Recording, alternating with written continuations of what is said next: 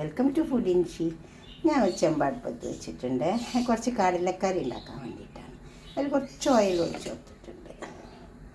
ഓയിലൊക്കെ ചൂടായി വന്നിട്ടുണ്ട്. കടല ഞാൻ വേപ്പിച്ച് വെച്ചതാണ്. അതിലേക്ക് ഞാൻ കുറച്ച് ഗരം മസാല ഇട്ട് കൊടുക്കുന്നുണ്ട്.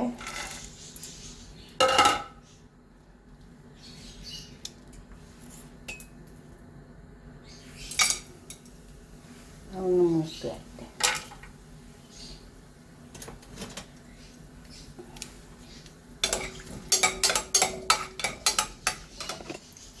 ഓയിൽ ചൂടായതുകൊണ്ട് അത് വേഗം മൂത്ത് വരും.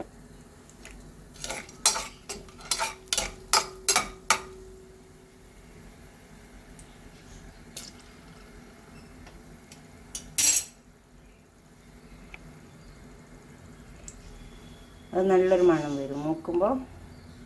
അത് മൂത്ത് വന്നിട്ടുണ്ട്. ഗരം മസാല ഞാൻ കുറച്ച് സവാള അരച്ചെടുത്ത സവാളയാണ്.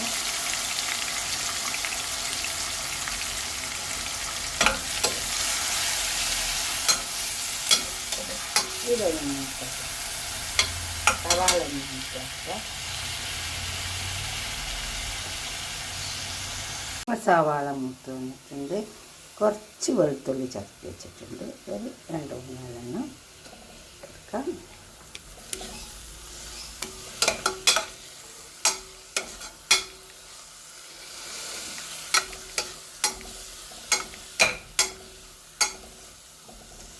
ഒരു 5 എണ്ണം വെളുത്തുള്ളി. നമുക്ക് കുറച്ച് തക്കാളി അരച്ച് വെച്ചിട്ടുണ്ട്. 3 തക്കാളിയാണ് ഇത്.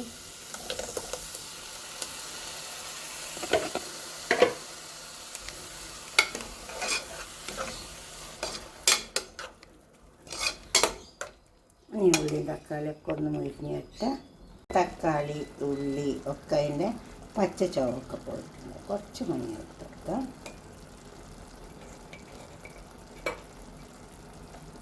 ഒരു ടീസ്പൂൺ കാശ്മീരി മുളക്,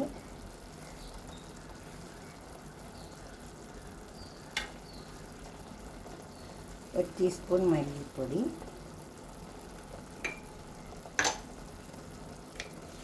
ഉപ്പ് ഓരോരുത്തരുടെ ആവശ്യം പോലെ ഇട്ട് കൊടുക്കണേ.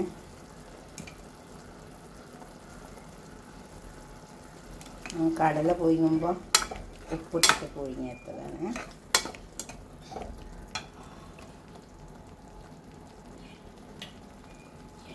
കടല എടുക്കാം.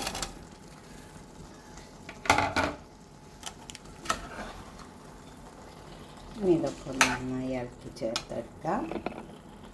ഇതൊക്കെ നന്നായി ഇളക്കി ചേർത്തെടുത്തിട്ടുണ്ട് കടല.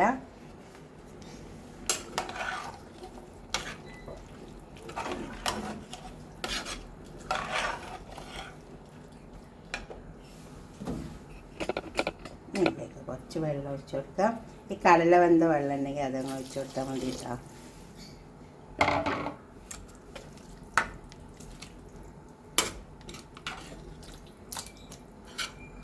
അങ്ങനെ വെക്കുമ്പോൾ എന്താ വെച്ചാൽ ഉള്ളിയും തക്കാളിയും ഒന്നും കാണൂല.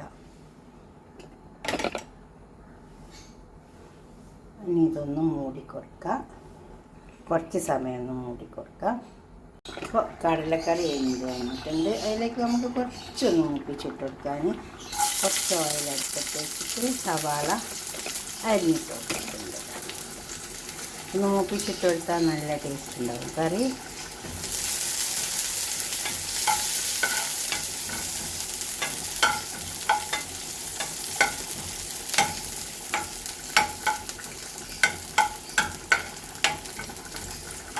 സവാള മൊരിയട്ടെ.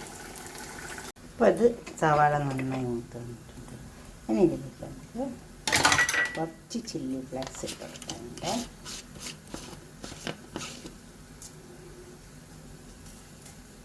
കുറച്ചിട്ട് കൊടുത്താൽ മതി. അത് നല്ലൊരു തൂമിച്ചിട്ട് അതിലിട്ടാൽ നല്ലൊരു ടേസ്റ്റ് ഉണ്ടാവും.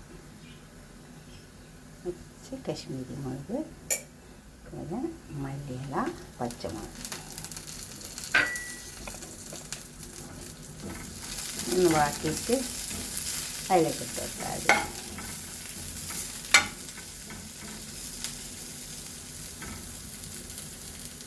അത് നമുക്ക് കടലയിലേക്ക് ഇട്ട് കൊടുക്കാം.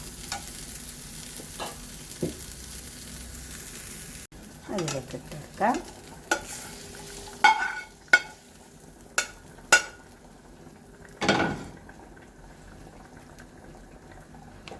ഓക്കെ, അങ്ങനെ ഒന്ന് കടല അരച്ച് വയ്ക്കാം.